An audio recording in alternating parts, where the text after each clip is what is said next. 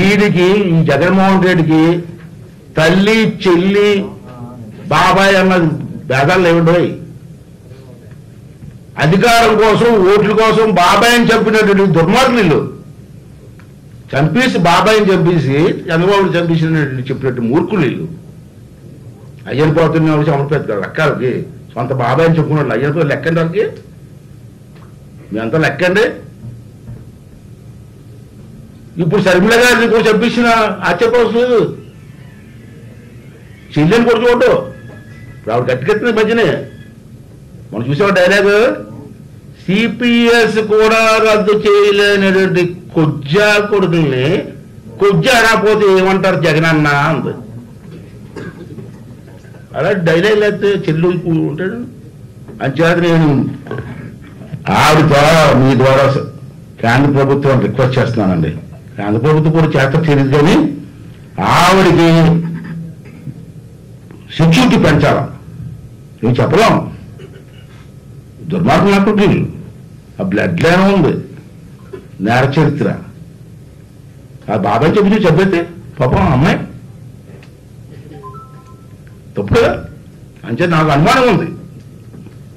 అంచేత ఆవిడ సెక్యూరిటీ పెంచాలి, బ్లాక్ ట్యాక్స్ సెక్యూరిటీ ఇవ్వాలి ఆవిడకి. లేకపోతే దుర్మార్గం చంపేస్తారు వీళ్ళు. ఆవిడ కాపాడుకోవాల్సిన బాధ్యత కాంగ్రెస్ పార్టీకి ఉంది. వాళ్ళు డిమాండ్ చేయాలి, ఆవిడ సెక్యూరిటీ పెంచాలని చెప్పి నేను మీ ద్వారా ఆవిడకి నేను రికమెండేషన్ కాదు, ఇది డిమాండ్ చేస్తున్నాం మా పార్టీ తరఫున. చాలా దుర్మార్గం అండి, చిన్న విషయం కాదు. ఏముందండి ఆ అమ్మాయి ఉన్నది చెప్తుంది, ఉన్న విషయం చెప్తుంది. రాజశేఖర రెడ్డి గారు ఆత్మ ఎవరు తెలుసు మీకు? కేవీపీ. మొన్న నేను పెళ్ళిలో కలిసాం, సరదా కూర్చొని మా పెళ్లి టైం ముందు కూర్చొని మాట్లాడుతుంటే ఏంటంటే గొడవ, ఫ్యామిలీ గొడవ మామూలు కలిపాను నేను.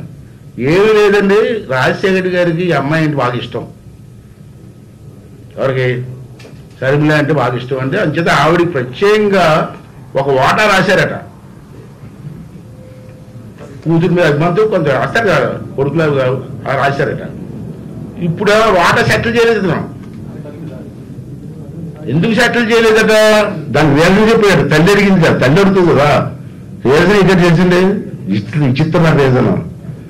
నా ఆస్తులన్నీ ఈడీ జప్తిలో ఉన్నాయి కదా, మొత్తం ఆస్తులన్నీ కూడా కోర్టులో ఉన్నాయి కదండి. జగన్మోహన్ రెడ్డి అన్నాడట, రేపు కానీ కోర్టు నాకు వ్యతిరేకంగా చెప్పి నా ఆస్తులన్నీ పోయానుకో, మరి చెల్లి వాటాలకు రాస్తే చెల్లి ఆస్తులు నాకు వాటా రావాలి కదా అన్నాడట. చూడండి ఎక్కడిగా ఇది చేసేది. ముందు చూపు, చాలా ముందు చూపు, చిన్న విషయం కాదు. ఇవన్నీ కూడా జరుగుతున్నాయి రాష్ట్రంలో. సొంత ఫ్యామిలీ లేదు, అధికారం కోసం ఏదైనా చేయగల దుర్మార్గులు, అటువంటి దుర్మార్గులు. నేను ఈ మాట ఎందుకనంటే సెక్యూరిటీ అని నిన్న సజ్జల రామకృష్ణారెడ్డి అయినా సలహాదారు నిన్న నోరు స్లిప్ అయింది, మీకు క్యాచ్ చేశారు మీరు. బాబాయ్ దగ్గర చెబుతాయి అన్నారు, మీకు పట్టేదా అన్నా? నిన్న మొన్న చూడండి జరుగుతాయండి. అనుకోకుండా బాబాయ్ జరిగింది అలాగే జరగవచ్చు. శర్మిల పేరు ఎత్తకుండా అంటే ఇప్పటి నుంచి ప్లాన్ చేస్తారంటే రేపు ఆవిడ డైరెక్ట్ అటాక్ ఇస్తుంది కాబట్టి ఏమైనా జరగవచ్చు అనే భావన నాకు ఉంది. అంతే సెక్యూరిటీ పట్టుకుని డిమాండ్ చేస్తాను.